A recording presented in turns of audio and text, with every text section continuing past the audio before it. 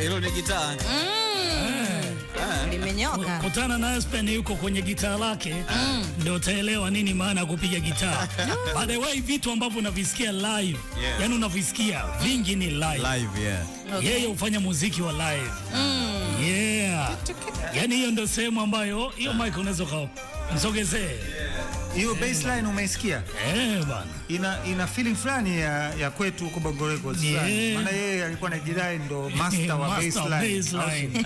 Lakini hiyo bass napiga live sasa. Umepiga live. Nimekuwa kidogo. Toka zamani kipindi kile nilikuwa sijui nacheza bass. Lakini sasa hivi nimepiga bass, production nilifanya mwenyewe. Hatari sana. Noma. Kitu ambacho labda wengi hamfahamu hivi sasa, ambao mnasikiliza 92.5 Mjini FM, vile vile ni kwamba mnaweza mkatuangalia live kwenye YouTube channel ya Mjini FM. Tuko hapa na Mzungu Kichaa. Ogopa sana Mzungu. Alafu ni Kichaa. Katika majina yote yeye akaona tu ajiite Mzungu Kichaa. Hivi jina lake by the way ni Aspen ama Espen. Ndio jina lake la ukweli, si ndio? Jina langu la kweli. Mimi wewe nakufahamu, so utashangaa vitu vingine na kuuliza ni kwa sababu ya wengi. Kichaa ni jina la utani. Lakini nataka nitangulie kusema asanteni sana kwa mwaliko. Maana Sogi na kujua toka zamani. Toka Bongo Records tulikuwa wote wakati pamoja kabisa. Bongo Flava inaanza. Kwa hiyo yani mwaliko umekuja, imenigusa moyoni. Kwenye right time, man, right time. Yes, karibu sana. Hapo mpo kwenye jina kwanza. Jina la utani, lakini imekuwa jina kubwa of course. Hadi nakumbuka nani hao wakubwa, unajua sitaki kuwataja, lakini makampuni makubwa wakaja kusema hii jina kubwa sana. Yani ina nguvu, ina nembo kubwa na nini. Kwa hiyo nilibatizwa na Juma pale Bongo Records. Na nilikuwa najaribu kumwambia acha kuniita hivyo, sitaki kusikia. Akaendelea. Unafikiri kwa nini alikuita Juma kwa nini alikuita Mzungu Kichaa? Sijajua mpaka leo sijaelewa. Mpaka leo sijaelewa. Kwa hiyo nilikuwa sina jina kipindi kile. Na ilinichukua muda mpaka nikubali kama miaka 8 kuwa Mzungu Kichaa. Kwa hiyo nikaondoka Bongo Records pale, nikaondoka Tanzania, nikaendelea na masomo Uingereza, nikaendelea na muziki pia, niliunda kundi. Alafu nikaamua sasa kwenda kama solo artist. Na hapo sasa ikaingia kichwani kwamba nianze kwanza. Nilikuwa najaribu kupata record label ya Denmark ya kimataifa ya Ulaya. Na kipindi kile uchumi ulishuka na nini na sio kwamba walinikataa, maana unajua lazima nijipe promo au kabisa. Of course. Inaweza ikawa kwamba huyu jamaa anaimba Kiswahili hatumuelewi nini, vitu vingine vipo.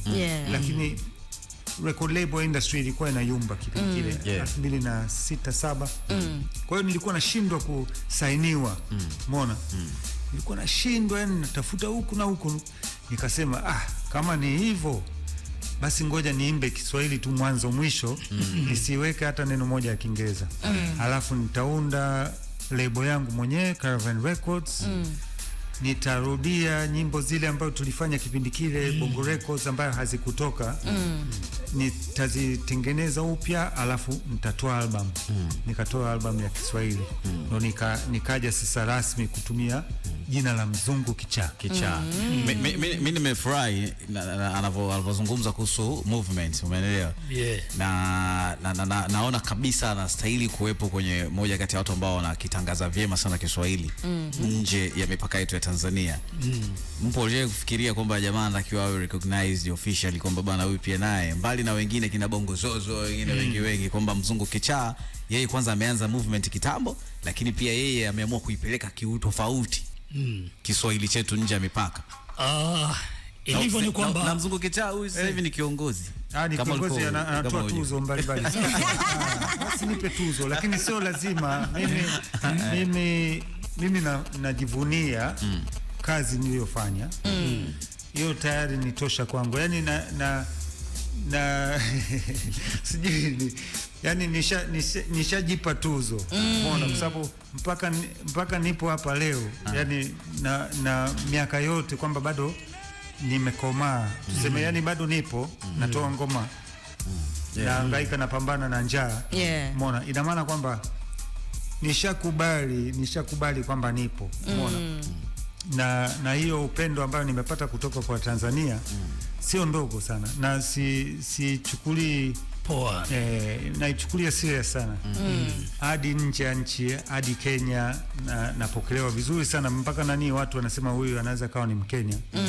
Lakini kule lazima niwe mpole kidogo. Kule mtu akinisemesha Kiingereza namjibu Kiingereza, asije akaona kwamba kama namdharau. Yani nilipata shida Kenya kidogo, kwamba huyu anajidai, huyu mzungu, huyu kwanza anaongea Kiswahili kuliko hata mimi. Kwa hiyo tunaanza ubishi fulani, yani wakati yani hatujafikia hata kwenye lengo nini tushaanza uadui. Kwa hiyo kule nishapata somo kwamba akinisemesha Kiingereza mimi namjibu Kiingereza vizuri tu. Nisimchanganye, nisimvuruge. Unaona mzungu afa anaongea Kiswahili kuliko mimi, vipi? Ajui kama huyu ni kichaa. Unajua, kwa hiyo mimi sichukulii poa. Nashukuru sana upendo wote ambao nimepata. Najua unajua kwenye sanaa yetu ni kama mawimbi. Unaweza ukawa juu, unaweza ukawa chini. Na lazima, kama huwezi kuwa chini, basi utakufa mapema, yani kwa sababu hiyo wakuwa chini ni lazima mara kwa mara. Kwa hiyo yani hapa unajua sipendi kuongea, ukiongea vitu ambavyo ni vibaya vimetokea kwako, inaweza ikaendelea mabaya. Lakini nataka nitoe mfano mmoja ambayo imenitokea. Unajua, yani nawaona wasanii wengine wa Kongwe wako Uganda nini, watu wanawasema sana kwamba wewe vipi unatoa tangazo kwenye Instagram yako, alafu ndani ya masaa una hata comment, unapambana, yani hata chucha, wewe acha, yani kama umefulia hivi. Wewe umeona, huyu namsemea ni msanii mkubwa mkongwe Uganda. Imenitokea juzi hapa, kuna jamaa anaitwa sijui nani, Rajabu sijui nani, kwenye Instagram. Ningekuwa TID ni mtoto mdogo sasa yule nilifuta, lakini nafikiri ni vyema nirudishe hiyo screenshot. Nili screenshot nikaifuta, kwa sababu mimi napambana, natangaza na njaa, natangaza kazi zangu. Wewe unakuja, wewe ni nani kuniambia uya ungeacha hiyo kazi? Huna sauti ya kuimba, huna kipaji, unapoteza hela yako kwenye umeona. Sasa tulikuwa tunazungumzia jana hapo, lakini yani sina hofu, yani niko kama TID. Mimi na TID tulikuwa benchi pale Bongo Records, unakumbuka? Wakati hajatoka yeye, tunapata nafasi ya kwanza ya kwake, na mimi tulikuwa tunaimba hili game tukajidai. Ndo the same thing ambayo nilikuwa nataka nikuulize kwamba kuna sauti yake, kuna sauti yako, is it? Manake rumors ahead ni kwamba kwenye hili game pale mwanzoni kabisa ni wewe na TID. Nimeimba, tumeimba, na hawezi na sio ile tu. Ziko nyingi mbalimbali. Lakini pamoja na haya, mtoto mdogo akija akinisemesha vile, yeye ni nani? Umeona? Kwa sababu mwisho wa siku, yani mtu ambaye akachagua sanaa, mwache apambane. Kwa sababu hakuna anayejua kesho yake pia. Kuna wengi wanajua kuimba. Yani soko limekuwa kubwa, yani kuna ushindani. Wengi wanajua. Kuna wengi hawajui kabisa kuimba. Wapo.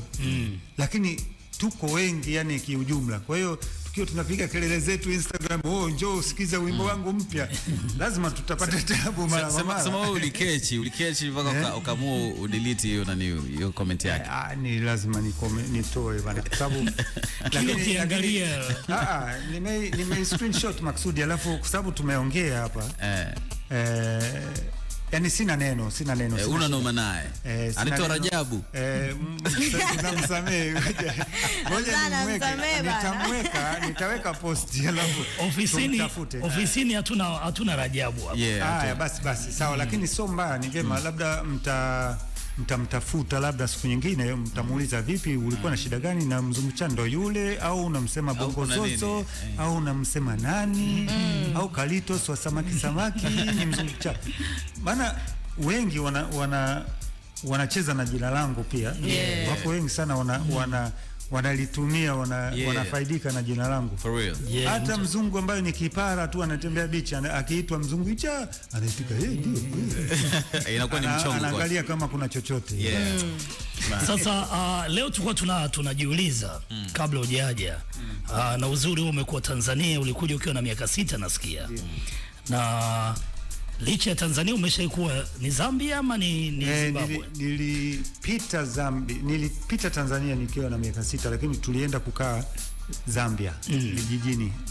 Na of course nimekuja, watu wengi wanasema nani huyo mchizi gani anakuja akiwa na miaka 6 ana nani mtoto mdogo anasafiri vipi? Nilikuwa na wazazi na mdogo wangu na nini, kwa hiyo kifamilia tulikuja tulihamia. Nikaja Bongo 95. Nikiwa na miaka 15. Hujazaliwa hapo? Hapo nishazaliwa hapo. 95 miaka 15. Ndo nikakutana na kina P-Funk na nani kwenye hip hop kabla ya Bongo Flava. Na tulishaanza kufanya kidogo, tayari nilikuwa nafanya muziki. Ulikuwa na uhusiano wowote na P-Funk? Ndio, tulikuwa wote shule moja Msasani, tulikuwa wote. Kwa hiyo alinisaidia kwenye project ya shule. Maana nilikuwa nasoma muziki, ilibidi ni rekodi, nikatunga nyimbo kama 3 hivi kama sehemu ya mtihani yangu. Nikamwomba, nikaingia studio kwake pale hapa Masaki pale. Akanirekodia pia. Kipindi kile na miaka 16 umeona. Nani wanaitwa Kwanza Unit wale wakaniomba pia wakati Hard Rock Cafe inazinduliwa. Wakasema njoo na gitaa lako nini. Kwa hiyo ilifanya vitu vidogo nani kipindi kile. Hapo kuna vitu vingi leo, yani najiuliza kwa nini isingekuwa Thursday lakini fresh, kwa sababu kuna vitu vingi ambavyo vilikuwa connected kati ya Mzungu Kichaa na Sogidogi pia, umeelewa? Wameelezea kuhusiana na moment zao ambao walikuwepo pale Bongo Records. Mimi nataka kufahamu mbali siri moja hapo. Mnafahamu wimbo tukianzia uzuri tu Shigaragwan? Gitari lilopigwa ni yeye. Mimi production ya drums na nini ni mimi. Kwa hiyo ile ngoma producers wa ile ngoma ni mimi na Mzungu Kichaa. Na mnajua wimbo ni historia ambayo sogeliwa simulia. Kuna magitaa mawili. Kuna mandojo mule, lakini kuna Mzungu Kichaa pia. Mimi nataka niulizwe swali, mtalijibu wote wawili. Kwa nini kwenye production ya baadhi ya ngoma kama hizo ambazo zimefanya vizuri sana, majina yenu hayakuwa yako mbele sana? Instead tulikuwa tunamwona zaidi P-Funk Majani na credit zote zilikuwa zinaenda kwa Majani peke yake. Nianze sijui mimi au atelezee? Anza wewe. Ni vile unajua zamani producers waliokuwa wanajulikana walikuwa ni wachache sana. Na bahati mbaya kibongo ndio ilikuwa iko hivyo, lakini leo ukienda kwenye LP labda ya Notorious B.I.G. wa Marekani, ukaangalia More Money More Problems, afu ukaenda ukaangalia nani alifanya nini kwenye ile ngoma mpaka ikakamilika, unaweza kukuta watu 20 walifanya ngoma moja ikakamilika. So Bongo Records ilikuwa ni tofauti na studios nyingine. Yani ilikuwa ni nadra sana kukuta wimbo mmoja umefanywa na Majani wote mpaka umeisha. Unaweza kukuta kafanya lakini vocals nimerekodi mimi.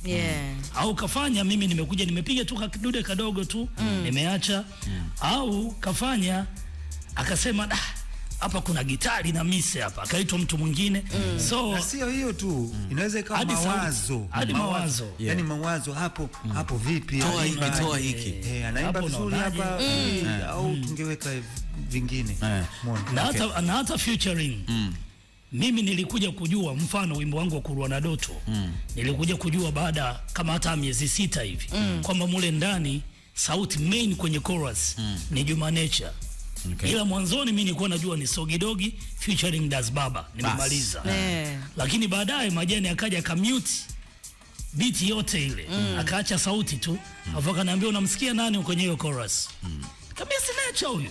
Akaniambia lakini promotion kwa sababu kipindi kile ilikuwa tunampa Das Baba naye anyanyuke. Kwa hiyo ngoma ilienda redioni kama Sogidogi featuring Das Baba. Hivyo vitu vipo sana. Na of course kwa sababu tunaenda na wakati na tunaenda na hakimiliki na nini, kuna vitu vingi vimerekebishwa. Umeona? Kwa hiyo hizo credit ambayo unasema yani kutambua kwamba nani kafanya nini, kwa sababu kuna of course kuna monetary credits, yani kwamba kuna mchongo pia ambayo ipo, lakini kuna hiyo inaitwaje credit nyingine, yani haki ya kutambua. Sisi hapa tunakosota hapa. Okay. Kwa hiyo ndo haya, lakini vitu vingi vimerekebishiwa na uzuri wa kazi aliyokuwa anafanya ni kwamba alikuwa anawahusisha watu wengi. Okay. Ndio maana ngoma ikawa kali sana. Na mimi mwenyewe unajua Girl She Got a Gun, nilikuwa sijui kama ngoma, yani nilishasahau.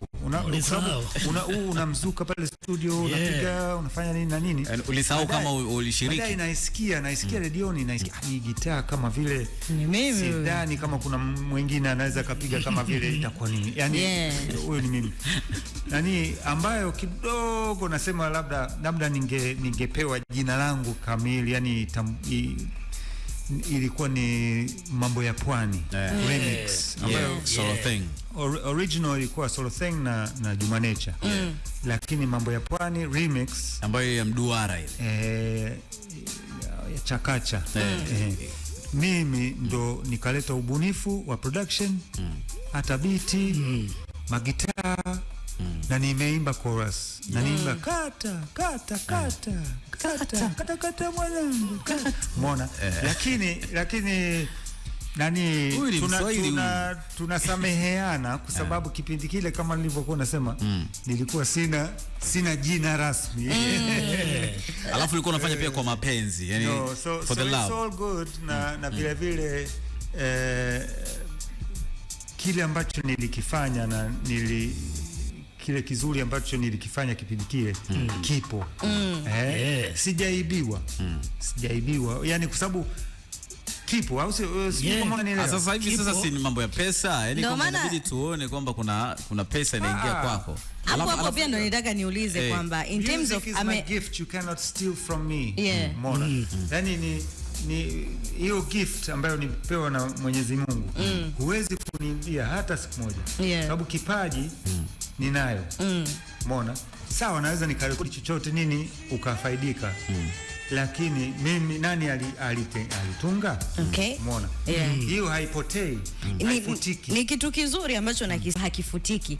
Lakini I remember mwaka juzi P-Funk alifanya interview nyingi sana na akasema anarudi kwa wale ambao wamekuwa wakitumia vitu vyake, beats, umeelewa? Kwa kurudi kwamba anahitaji zile hakimiliki zake.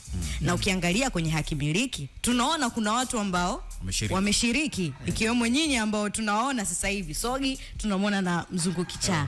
Je, katika kurudi kwake kukusanya zile hakimiliki ameshawahi kuwa yani kwa nafasi moja, yani kwa check kwamba Sogi nimepata, basi sasa hivi ngoma zangu hizi hapa labda wametumia watu fulani, nyie mnapata percent fulani kutokana na kitu fulani?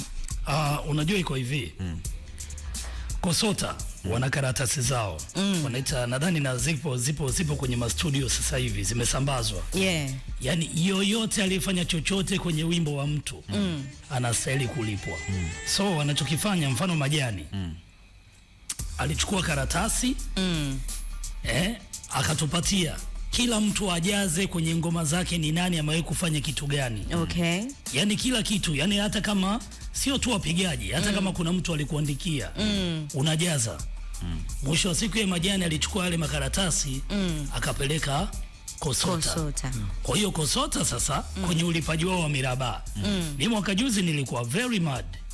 Nilimind kwa sababu sikupata miraba. Yani mimi kama mwanamuziki, acha tu kuwa producer, mimi kama mwanamuziki sikupata shilingi yoyote. Nilionekana sikuwa kwenye rotation ya radio yoyote, ambao ni uongo. Yani ikifika Alhamis TBT hakuna radio yoyote ambayo haipigi ngoma zangu, sawa? Lakini sasa mimi nikaja nikasema okay, mimi sikupigwa. Kuna Darubini Kali ya Fandesele, nimeproduce vipi hela yangu? Na yeye mmemlipa? Kuna Mumebwege ya Bushoke, vipi hela yangu? Na yeye mmemlipa? Kuna ngoma za Mangwea, anyway huyo naweza ngasamee kwa sababu yeye kienda kwa mama inakuwa fresh, so kesha fariki. Lakini hawa vipi hela yangu? Nikamuuliza Majani akasema brother, tukienda kule Kosota utakuta kabisa jina lako liko pale. Inaonyesha ndio tukua tunajifunza taratibu. Lakini tunakoenda brothers and my sister, tunapoenda hata mimi niwe nimefariki, mtoto wangu ataenda kulipa miraba yangu ya ngoma yoyote ambayo nimefanya nini kugusa. As long as wasanii watambue, waandike kweli kwamba bwana huu wimbo mfumo upo vizuri. Yani lakini kitenda kazi utendaji kidogo ni changamoto. Na ukiangalia wenzetu Ulaya, mimi mwenyewe nimejisajili kwenye KOSOTA ya kule, kila nchi wanayo, na kule kweli tunaona na kwa sababu hapa mara nyingi wanapenda kufanya kile kitu kinaitwa blanket, yani kwa ujumla tu. Halafu tutakusanya, halafu tutagawa, hatuhesabu kwamba umepigwa mara ngapi na nini. Kwa hiyo ambayo inatakiwa kurekebishiwa, yani inatakiwa kukaa sawa. Na itakuja kama anavyosema. Ndo maana ni vizuri kuweka vitu sawa, sababu mfumo ukikaa vizuri basi haki zetu zitakuwa sawa. Ushai kupokea haki yoyote kutoka kwa msanii yoyote ambaye umeshaifanyia kazi? Ambayo nimeshirikiana naye?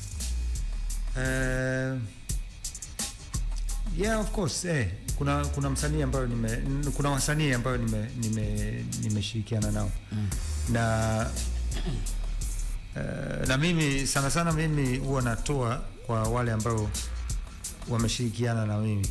Na hakikisha kwamba haki zao na tunakubaliana, sababu ni ngumu pia kusema wewe ulifanya kiasi gani na unastahili kupata kiasi gani. Umeona?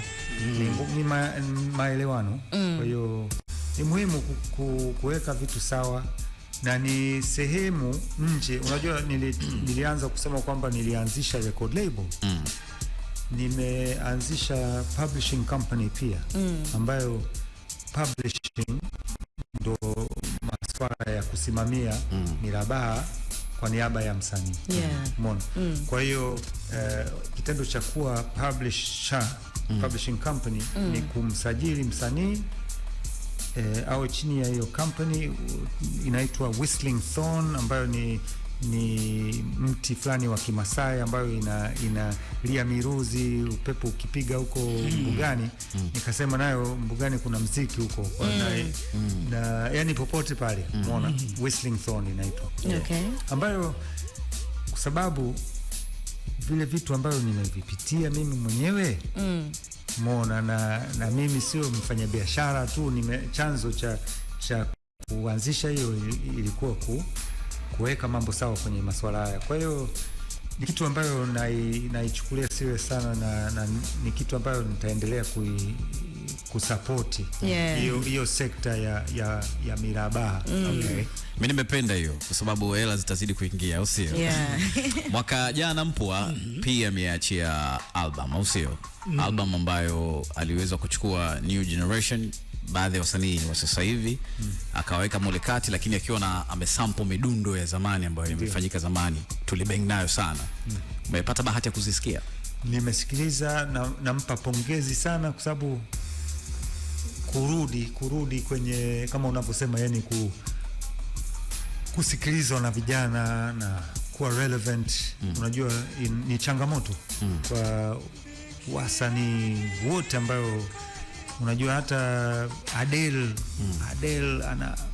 anapata tabu sana, sababu album ya kwanza si kwa bonge la yani issue kitu lakini akaja sasa kafanikiwa, yani katoa ya pili, lakini sio kila mtu ana uwezo huo, umeona.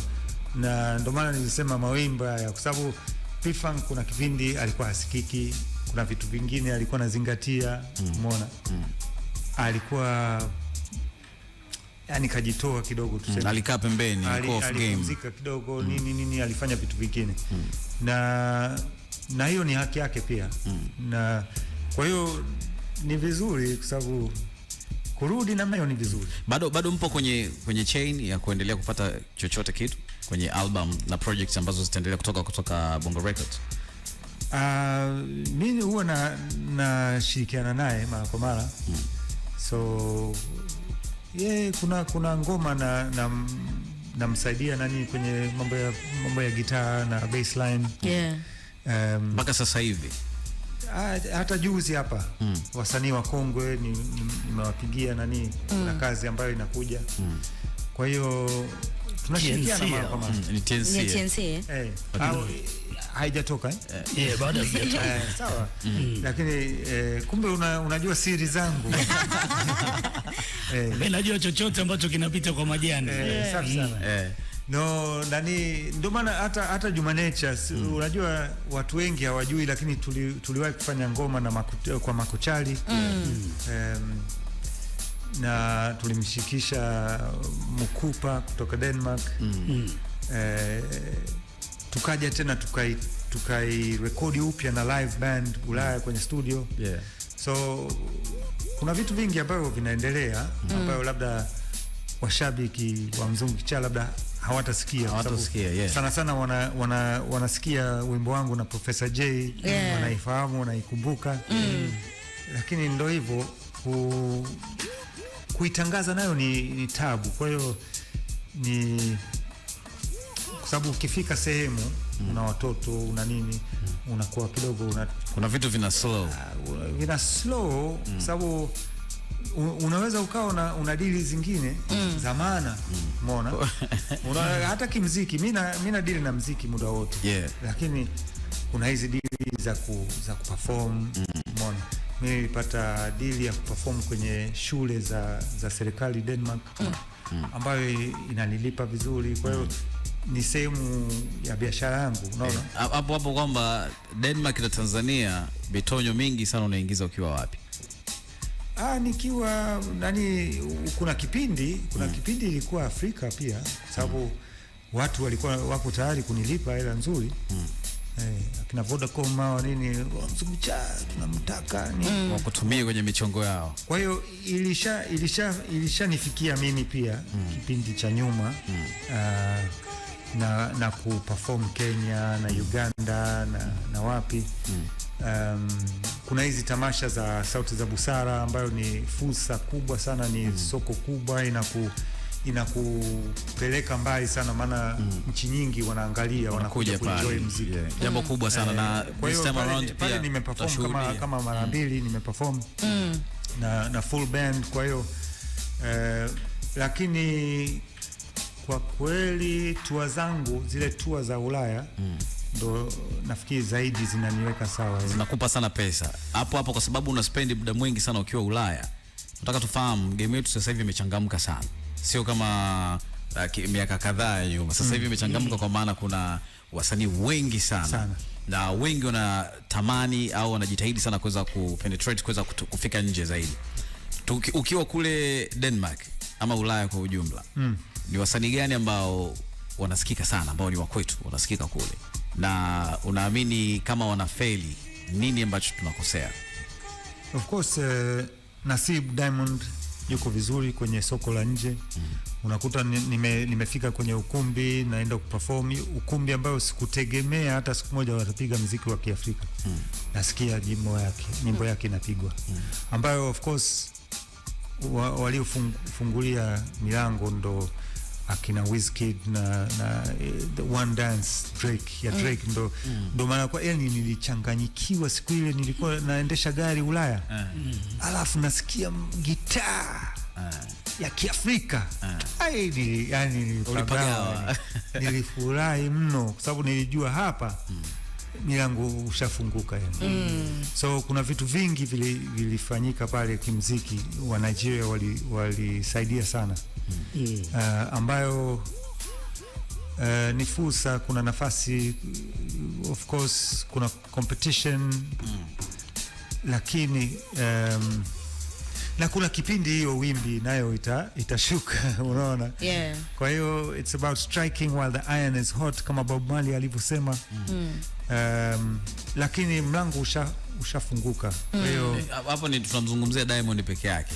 Unaamini kwenye quality ya muziki wetu inaweza kawa ni factor inayotukwamisha sisi kwenda mbele, na kama ni quality tunaizungumzia quality ipi exactly? Mimi nimemtaja Diamond, kuna Harmonize naye of course anafanya vizuri kimataifa. Kuna wasanii, kuna vikundi vingine ambayo hawapigwi redioni hapa. Umeona? Lakini wanafanya vizuri kule. Umeona? Kuna kikundi cha mchiriko marehemu Dogo Jack kama unamjua. Wanaitwa nani? Jaguar Music. Jaguar. Wale wazee wananiwa Mnanda. Mnanda. Wale unajua wale walilipwa hela ndefu sana kuperform majukwaa makubwa ambayo Diamond hakualika. Yani kipindi kile. Kwa leo nafikiri kwa sababu ya Afrobeats kusambaa labda angeweza kupata nafasi, lakini ni tamasha kubwa, ina watu 100,000, inaitwa Roskilde Festival. Yani ni tamasha nambari 1 Denmark. Umeona? Na wao walipata show kubwa sana pale na walilipwa hela nzuri, lakini kulipwa hela nzuri pia hiyo hela ilienda kwenye kiongozi, kuna manager, kuna sound engineer anatoka Ufaransa, kuna yani wamejipanga, kuna record label ambayo nayo sijui alikuwa wapi, Ufaransa au Spain. Umeona? Yani kuna watu wengi wapo kwenye hiyo hiyo harakati ya kuwapeleka kule, unaona? Kwa hiyo itabidi Jaguar atuambie hela hilo walipeleka wapi. Sasa watakuambia akijarudi na hela sana. Kwa sababu ukiangalia tu nauli ya ndege na watu wengi kwenda kule. Nikwambie siri na sababu ya kusema hivyo kwa sababu pale walipiga kimziki zaidi, kibendi zaidi. Na nikiangalia wadogo zangu kwenye Bongo Flava ambayo wako juu, wakienda nje wakipata nafasi wataangalia hizo hela, watasema bendi ya nini? Mbona wataka pembeni? DJ tu. Gitaa mimi naweza ngalipiga hata kwa mdomo. Umeona? Kwa hiyo sasa ndo maana huyu anarudi na mchongo. Akina Jaguar mchiriko wale wanarudi mikono mitupu, maana ilikuwa kama promo yani, kwa sababu wanaenda kupiga kuzunguka dunia nzima wakipata tour kali, unaona, kwa sababu so ndo biashara ziko tofauti kidogo na hiyo ndio sasa hivi anafanya sana dada yetu Rehema Tajiri na mwanae. Wanaimba muziki wa Singeli, wanapata hizo show hadi Spain. Wanaenda wanafanya watu Bongo Flava wako hapa wanasikiliza. Ulikuwepo kwenye muziki muda mrefu sana. Unaonaje muziki wa sasa hivi wa Bongo Flava? Tunasogea ama tuko pale pale? Tunasogea kwa sababu dunia pia imefunguka yani. Tumepata nafasi ya yani dunia inazidi kuwa ndogo kiasi cha kwamba wa Marekani wanaiga muziki wa Kiafrika, wakati ilikuwa zamani yani Mwafrika anaiga kule, unaona. Kwa hiyo kuna mkutano wa yani tumekuwa na ukaribu zaidi. So hiyo issue ya kupata nafasi ya kusikiliza muziki aina mbalimbali nafikiri imetusaidia. Na of course kuna piano ambayo watu wengi wanaweza kalalamika wakasema mbona tunakimbia huko tu, unaona.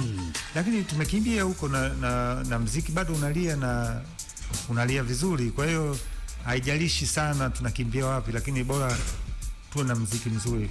Haya, huyu anasema sijawahi enda, nenda kinyozi, vipi si ushanijua. Anasema kweli kwa urefu wa pua. Huyo kajaribu kuimba mistari ambayo ilikuwa ni ngoma gani uliimba? Ulisema kama naenda sijui siendi. Ilikuwa ya watu wote. Sio ya wewe. Wa Bongo Records. Ya Bongo Records watu wote. Kala nini? Huyu jamaa anajiita Inter LJ ndio kasema kakumbuka hiyo mistari. Is a verse. Ametisha. Lakini Leonidas Billionaire anasema salute sana Mzungu Kichaa. Wimbo wa huyu nani? Yaani ngoma yangu pendwa toka way back. Respect bro. Lakini pia Mr. TZ anasema heshima sana Mzungu Kichaa, nafuatilia sana muda. Much love and respect kwa mchango wako mkubwa katika tasnia ya muziki Tanzania. Okay. Lakini mimi namrudisha nyuma kidogo. Kipindi yuko Bongo Records, kuna rumors zilikuwa zinasema kwamba kuna share ambayo iko kati ya Caravani Records na Bongo Records. Hii iko vipi? Kama kulikuwa kuna share, hiyo share mpaka sasa hivi ipo? Kwa sababu ngoma ilikuwa ikitoka unasikia Caravan Records alafu inakuja Bongo Records. Ngoja ni kuna nini kusahihishe. Haikuwa Caravan ilikuwa inasikika. Kulikuwa kuna Karabani. Karabani ni rafiki yake P-Funk ambaye alikuwa na rap naye. P-Funk alikuwa kwenye kundi la rap linaitwa No Name. Sasa mmoja kati ya members wa lile kundi la No Name alikuwa anaitwa Karabani, ambaye ni video director lakini pia anacheza basketball. So Karabani alikuwa na kampuni ya kushuti ile touch by Karabani. So maana ni uko sawa, umenisaidia hapa kujibu. Sababu Caravan Records ni record label yangu ambayo inasimamia kazi zangu na imewahi kutoa pia wasanii wengine wachache. Lakini haijakaa mfumo wa kibongobongo, kwa sababu mfumo wa ku shout out sijui Bongo Records na MJ Records kwenye wimbo. Yani mimi sina, ni kama kampuni ambayo iko yani iko nyuma ya pazia yani. So lazima tutoe shout out Caravan Records kwamba ni low key. Ni low key, lakini of course kuna makubwa yamefanyika kupitia Caravan Records na kama mwekezaji Tanzania imechangia kwenye tasnia ya muziki na nini. Na tulikuwa tunasimamia pia show kwa miaka mingi. Tulikuwa tunawasaidia wasanii wengi sana wamekuja kuperform kwenye jukwaa yetu ya The Beat Festival. Kwa hiyo Caravan Records ilikuwa ina mchango wake. Noma sana. Nimekumbuka hapa miaka 14 imepita tangu Mzungu Kichaa alipokutana na Professor J na Mwasiti kwenye Jitolee. Bonge moja la ngoma. Kwenye video ulionekana huko mtaani na nini.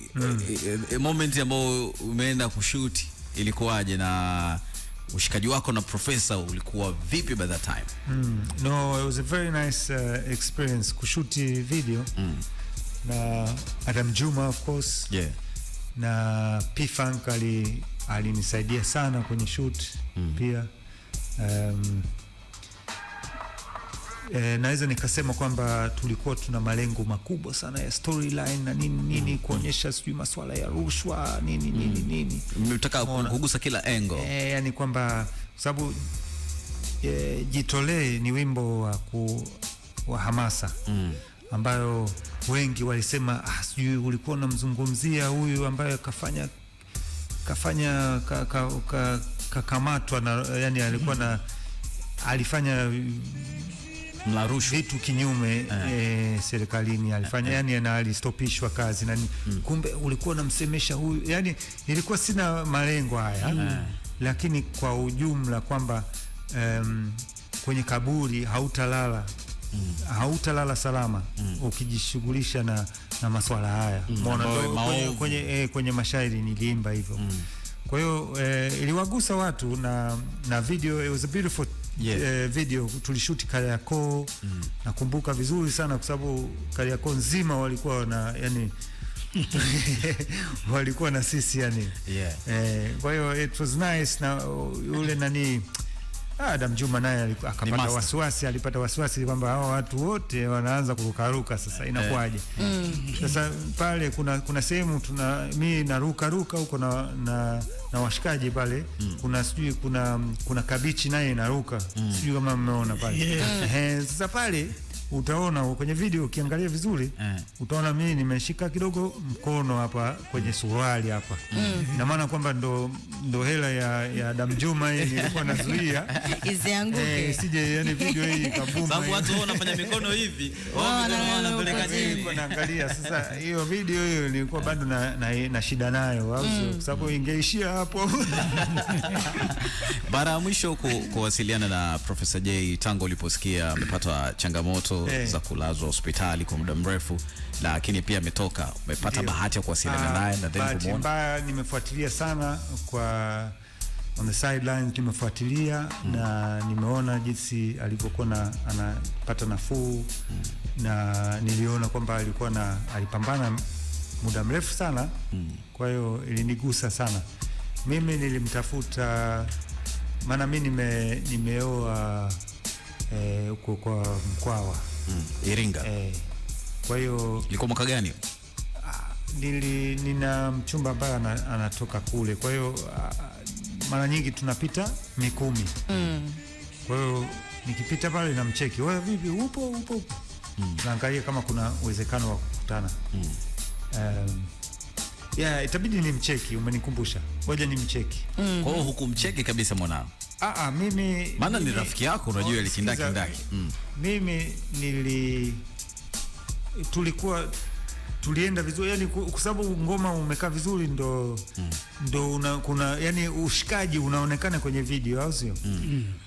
Inatokea kwamba kuna ushikaji kwenye sanaa, lakini sio kwenye real life. Kwenye real life inakuwa labda kwa sababu mimi baada ya yeye kupata cheo chake ukamkataa. Sio, sijamkataa bana. Wewe vipi, nilikuwa namcheki, wewe vipi huko? Asini kama uliona kwamba jamaa ashakuwa mheshimiwa tena mimi namkataa ya nini tena? Ushikaji ulikuwa kwenye ngoma. Siwezi kumkataa mtu. Na tena Professor J ni mtu wa watu ambao namheshimu sana, yani siwezi kumkataa hata siku moja. Kwa hiyo nilikuwa najaribu kumcheki wakati napita Mikumi, lakini yeye alikuwa busy. Umeona mara nyingi. Kwa hiyo yeye ubizi wake na mimi kuwa napita tu mara moja, basi haikuwezekana. Lakini kumbuka kwamba sasa hiyo ilikuwa ni before, hajaumwa. Kuna pointi kubwa sana hatujaongea. Ni kwamba mimi nilihama Tanzania. Hiyo watu wengi hawajui. Na mimi mwenyewe naanza kuielewa mdogo kwa sababu sikuwahi kutegemea kwamba nitahama Tanzania. Umeona? Kuna wengi wamekuja wamehama, umeona, wenzangu ambao walikuwa kwenye game, kwenye industry, lakini mimi kama Mzungu Kichaa nilikuwa najua ni hapa.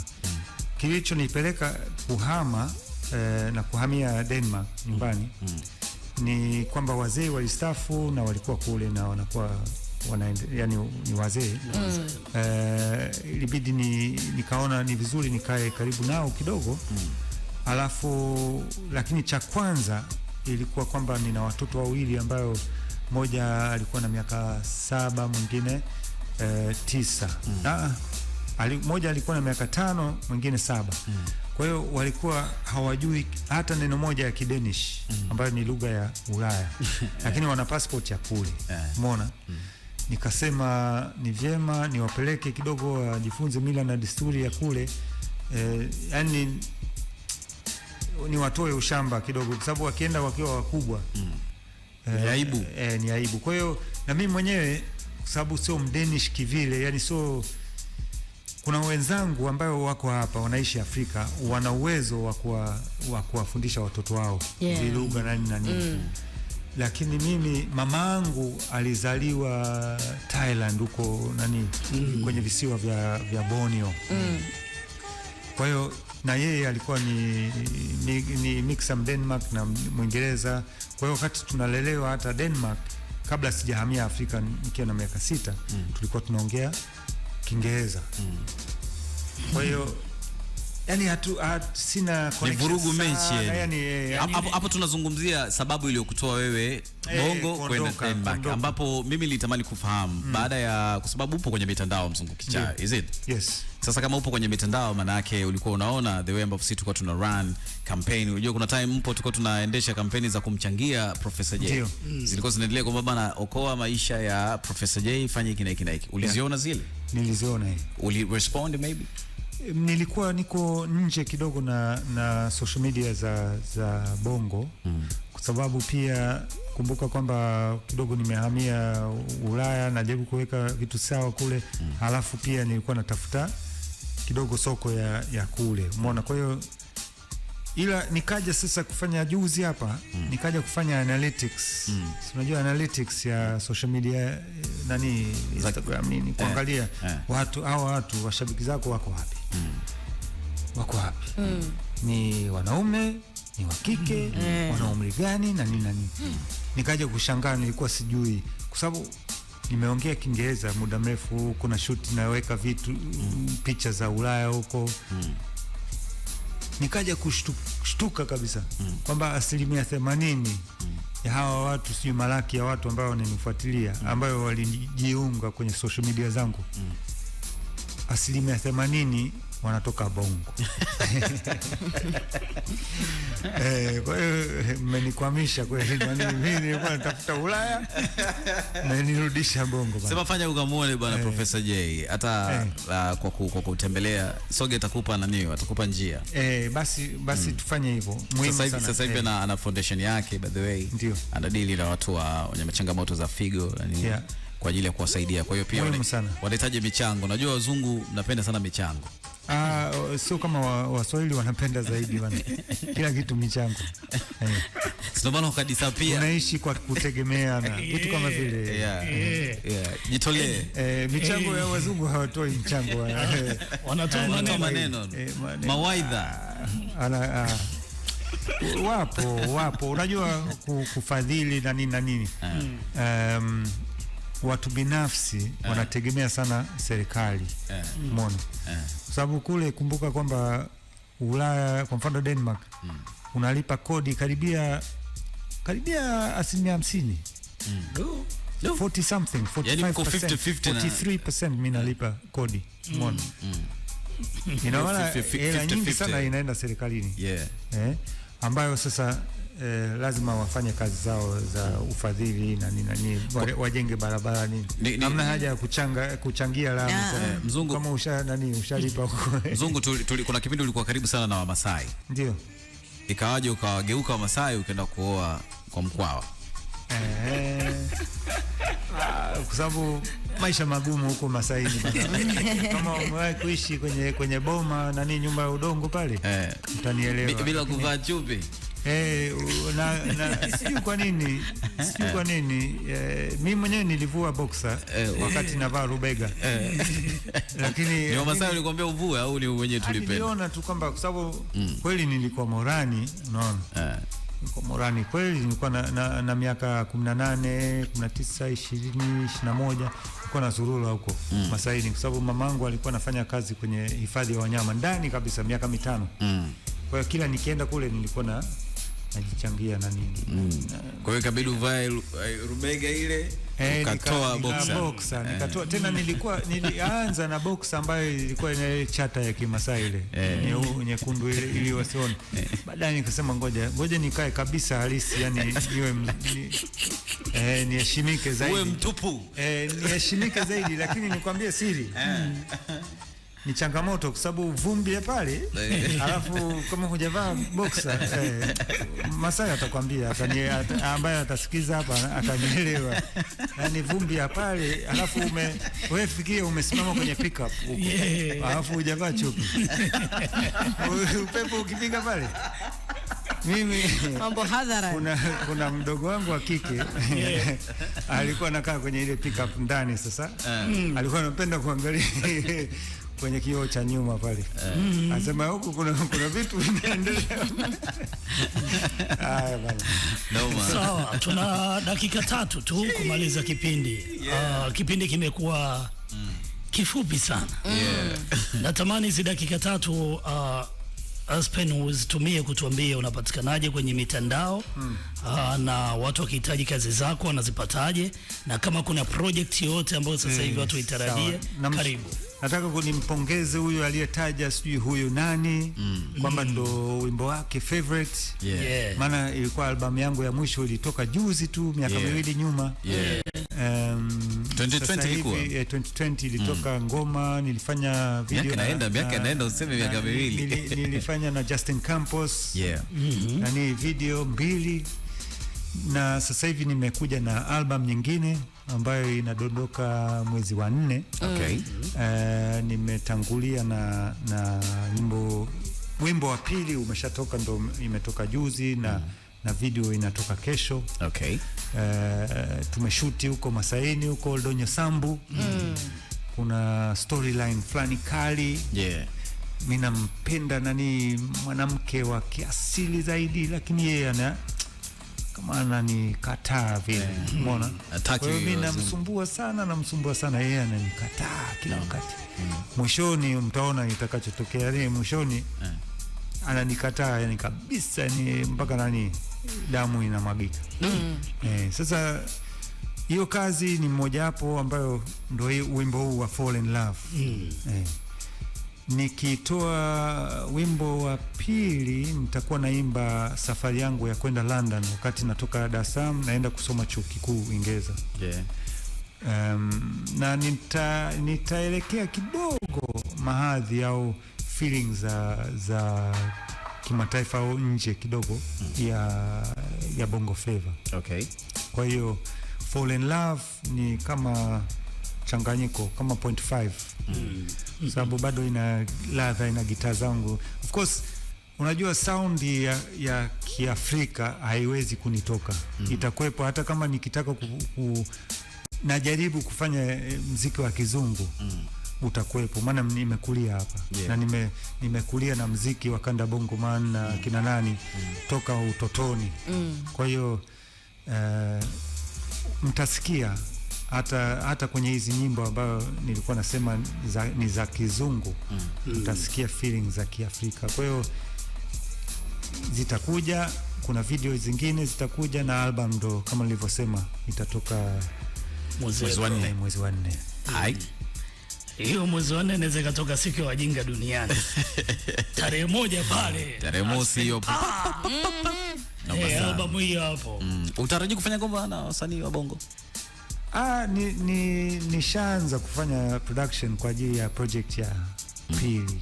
Ambapo kuna A list ya wasanii wetu. Mimi napenda kufanya kazi na kuna kina Shimba, kina Grace Matata, ndo watu wake. Yani unajua ndo maana sifanyi kolabo kuangalia soko. Umeona? Yani sijawahi kufanya hivyo.